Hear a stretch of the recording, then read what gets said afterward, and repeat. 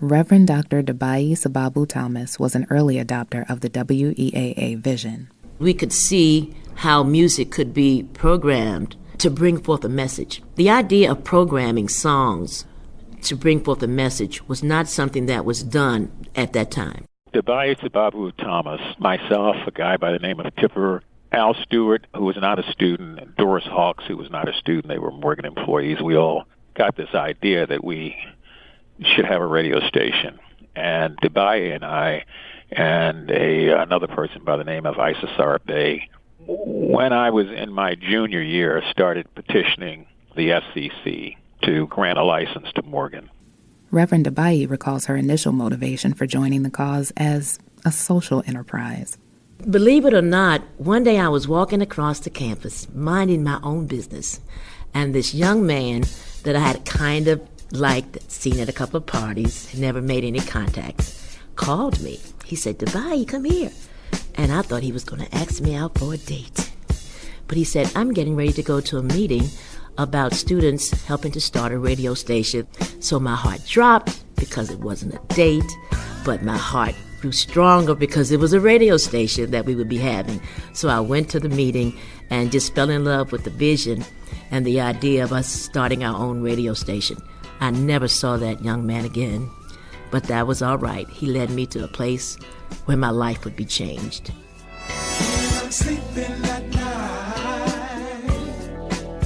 I have visions of you.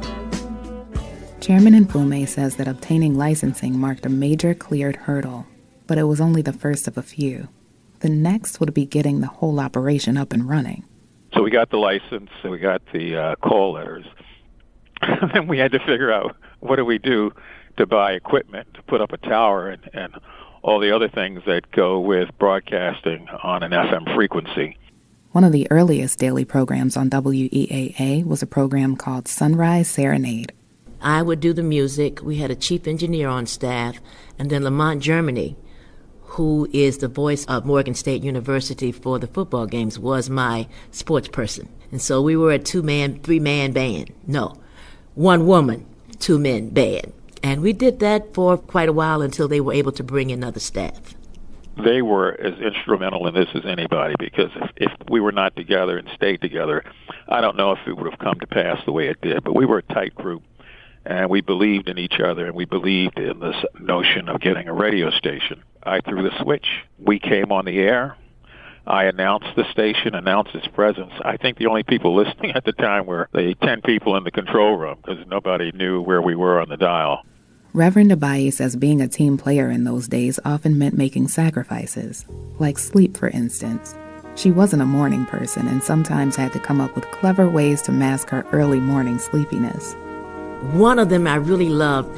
It was a jazz song by Freddie Hubbard. It was called First Light, and it was a long song. And what I would do, nobody knew this, I would put it on when I would come in. It was about 7 or 8 minutes long, and that's when I would kind of sleep for about 5 or so minutes, get myself together.